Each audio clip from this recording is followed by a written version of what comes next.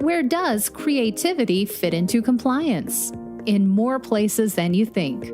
Problem solving, accountability, communication, and connection, they all take creativity. Join your hosts, Tom Fox and Ronnie Feldman, on Creativity and Compliance, part of the Compliance Podcast Network.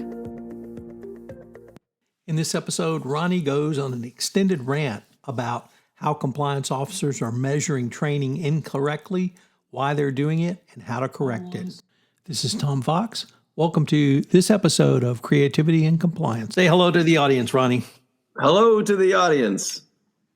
Yes, we are going to try some live streaming this, at least this season, for Creativity and Compliance. And for our first episode, we've got a bit of a rant, long-term rant that Ronnie likes to engage in, and that's measuring the effectiveness of compliance training and how we didn't know it, but we've all been doing it wrong. And Ronnie is going to be able to tell us how to do it right. So Ronnie, what do you see really around typical measurements of compliance programs, and why is it so wrong in your eyes? Well, for the people who follow this podcast know that I tend to focus on corporate risk content that's sort of the anti-e-learning. It's meant to be short, fun, and playful, and I think there are a lot of benefits to that. But one of the questions that comes most often when people approach me and my company, they want to go, well, so how do you measure that? Like, how do you know the approach works? It's the question about measurement that drives me crazy, because not that it's not important, but what they're asking, I immediately know that what they're thinking is, well, I do an annual training, I got completion rates, I can show who passed the test. And that's their measurement of success, because they're trying to create a program that is defensible. And this is what drives me crazy, because with all due respect, I don't think that's the right questions to be asking, because I don't think anybody thinks that actually helps people learn and behave differently. So the measurement question is, whether you pass the test. We all know the e-learning, it's like this long bloated thing, or even if it's shorter, it's got the stock photography and the bad voiceover from the guy from Ferris Bueller's Day Off. And, then you got to click, there's a scenario and you click the answer. And even if you get it wrong, you get to try again. So that you show that you've passed it and everybody's completed it, and it doesn't teach anybody anything. Even if you did it well, it tests the knowledge in that moment. And we all know with the forgetting curve that your knowledge fades over time and needs to be reinforced and all that stuff. So the way people are currently measuring it, and the way that all the other training vendors are peddling this for years, is like, we got this trackable course, and they're awful, because it doesn't track as retained. It doesn't track how people feel about ethics and compliance. It doesn't track how they feel about the speak up process. It doesn't track how, if people would report, would they stand up for someone else? Do they trust the leadership? Do they trust a sense of organizational justice? Last but not least, that kind of e-learning and measurement tends to waste people's time, and they are resentful of you for that. And because of that, it undermines trust. And we all know that people don't speak up to ask questions and report concerns when they are annoyed, apathetic, and afraid. So that's a little bit of the rant. But I'm not saying that you shouldn't track things. I'm just saying that the way that people ask the question about tracking and measuring is coming from the wrong place, because it's coming from a CYA mentality, where according to the DOJ, according to Hugh Chen, I just read that interview that Ricardo did with Hugh Chen, who's the former compliance counsel for the DOJ. She says that there's no minimum requirements for training. There's no minimum length of training that's required. There's no specific completion rates. There's no obligatory training courses. The importance is to show that your program is preventing bad behavior. That's what they want to see. So I think that we need to kind of flip the script and not waste our time doing these things that we think the DOJ wants us to do that intuitively know are not effective. Ronnie, I really heard at least two different things in there, but maybe three. The first one was that the training is crap and that you need shorter, more focused, entertaining training, number one. And number two is that training effectiveness measurements are only designed to measure, did you take the course? And that is a useless method of determining training effectiveness. So I really heard two different things in there. How does the crapness of the training lead to the ineffectiveness of its assessment?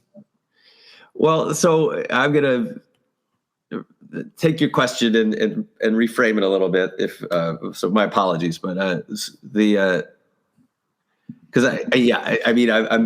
painting with a broad brush here. So I'm not saying that you shouldn't do training. I'm saying it's overemphasized and it's typically done poorly because you're trying to jam a lot of stuff into it. And there's not enough effort put in to make sure that it is thoughtful and meaningful. And I tend to think it's important to be entertaining, partially because it helps with memory and recall, and partially because it gets people to open up and listen, and it gets people to remember. And it's better PR for the ethics and compliance team. And that's important because you need to build trust. And nobody wants to go to the office of no. Nobody wants to go to the speed bump. Nobody wants to go to the finger waggy people.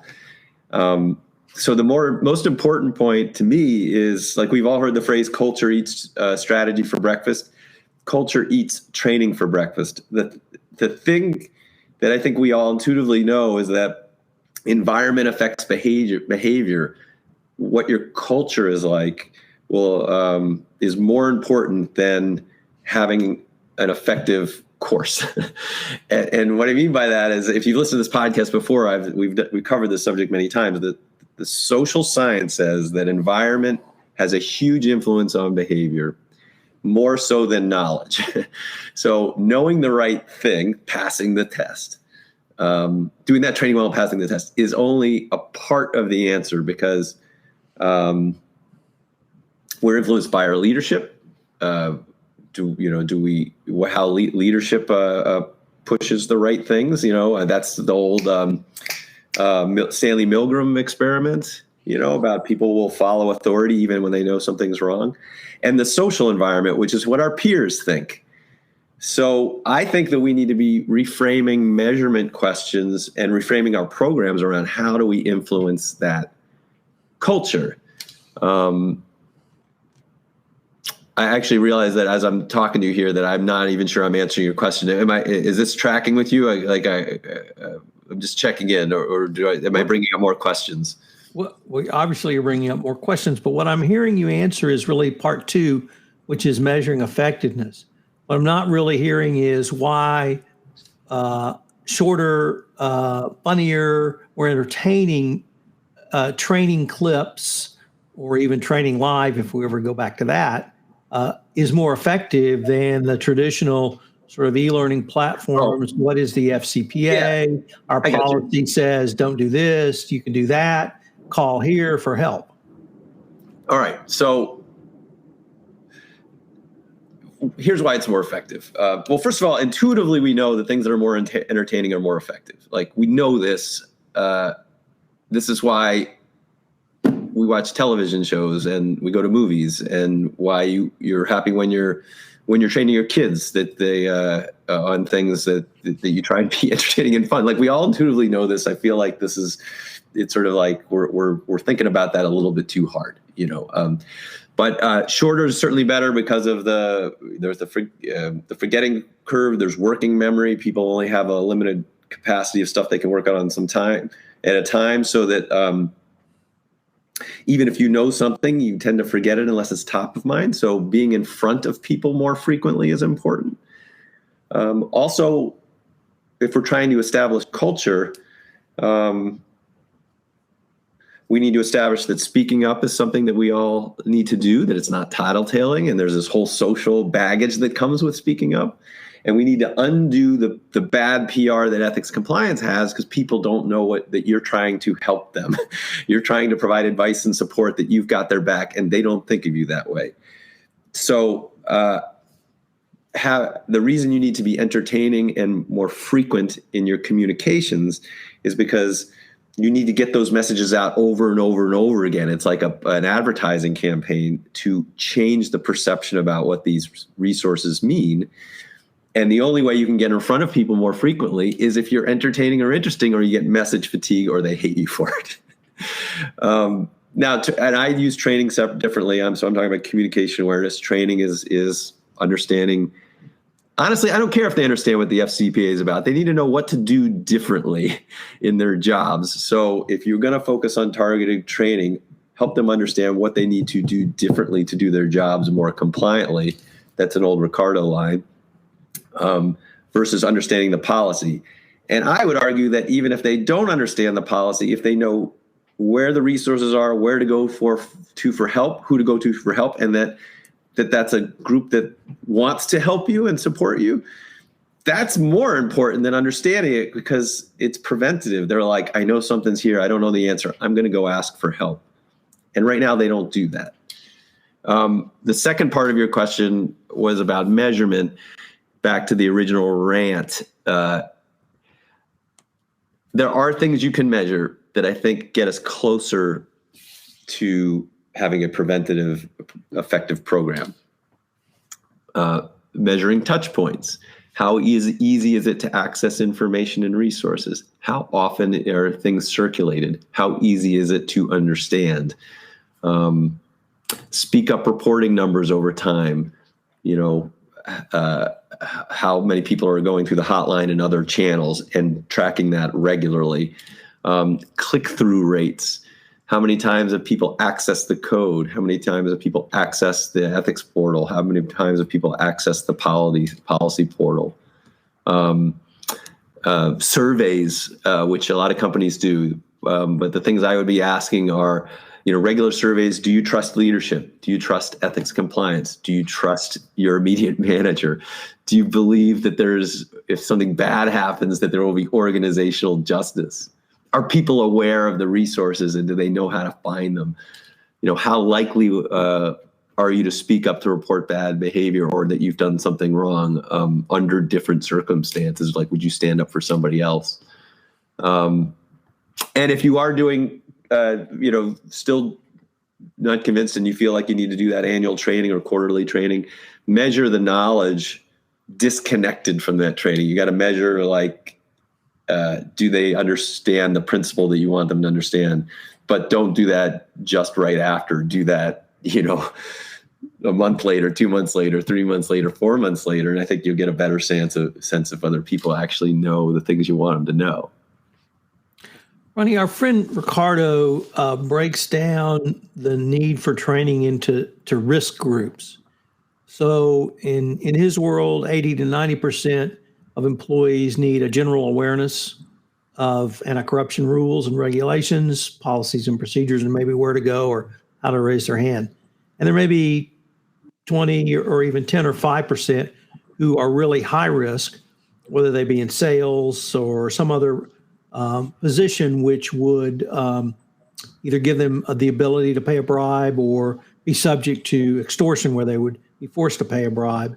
How do you think through the differences in those types of training? So the general, everybody has to have it, and then the gatekeepers or those at higher risk that may need more specific training on go to this system, utilize this internal control, or go immediately to compliance. Do not pass go. Do not collect $200.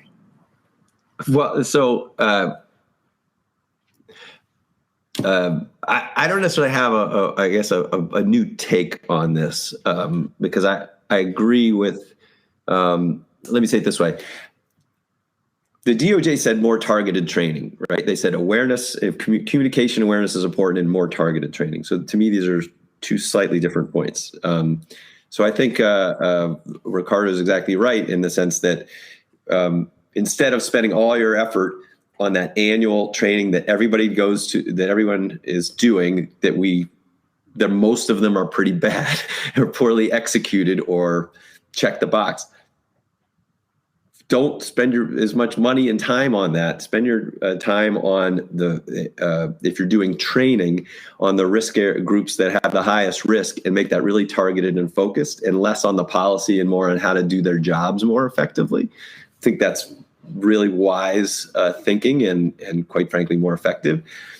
In addition, some of the things that me and my company focus on is then the thing that go to everybody is some of the things we've been talking about. Where are resources, where to go to for help, the speak up process and why that's important, unpacking the speak up process, understanding the mechanics of what happens, understanding why it's important, sharing stories about what happens when things go bad. That's all about affecting the culture of like, we're the kind of company that doesn't let this kind of crap fly, so that the groupthink, you've heard me talk about groupthink. You want the groupthink to work for you. You don't want groupthink to be like, you've been working hard. Go ahead and do that thing. It's no big deal. You want groupthink to be like, we don't do that here, because you need to get compliance out of the compliance office and in the hearts and minds of the employees, and that you are there to be their advocate and supporter and coach and the helpful person who's like, let me help you think through that. And you need them to be able to reach out and ask for that help. So to sum up, prioritize the risk areas, do targeted training to help them do their jobs more effectively. But then for everybody else, spend time kind of being in the atmosphere on a more regular basis in a positive, helpful, playful way. Because then you got awareness of resource, trust in the process. I think that's far more important than sort of the measuring of the training that we're currently doing. Ronnie, your company, Learnings and Entertainment, has a variety of training offerings. You have some that you have created that are available for licensing or purchase. You have some that are targeted towards certain of these gatekeepers. And you have literally bespoke training where you will work with a client or customer to develop either a story they want to tell or perhaps specific training. Do each one of those offerings have a different purpose in the training realm? Well, yeah. Well, thanks for that. I was a lot of things that I'm espousing are things that I believe in, and I think have proven to be a more effective way of doing things. And I have built my company to then provide support for those things. So I do have self-interest here, but the things that we create,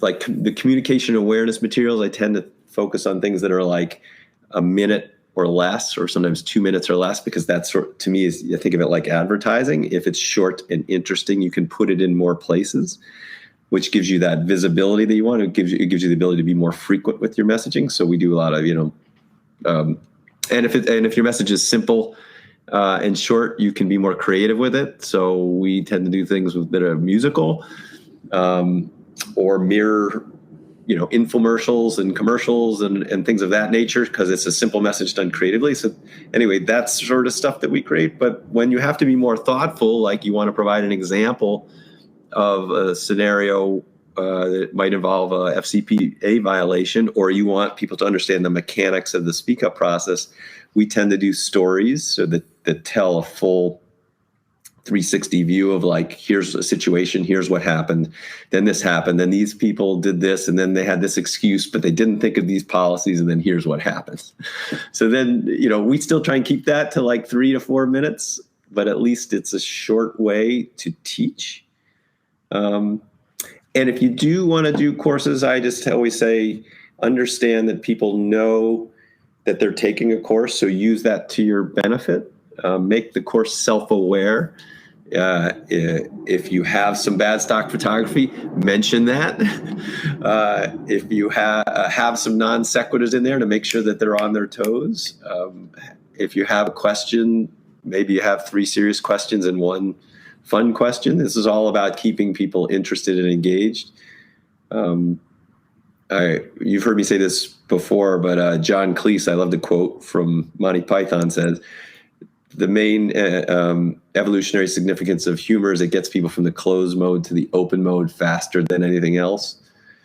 So doing these things in an entertaining way helps people be open to listening to these very important messages. So, Ronnie, unfortunately, we're near the end of our time for this episode, but it's been a really interesting exploration of one of your core rants, if I could say that. And I think that our audience will really get a lot out of it. So I look forward to continuing the conversation. Yeah, and I want to say the live stream, you wear a nicer shirt, so that's kind of cool. I clean up well. Yeah, you clean up well. Thanks, everybody. Thanks for joining us for this episode of Creativity and Compliance. If you enjoyed the episode, make sure to subscribe and leave a review.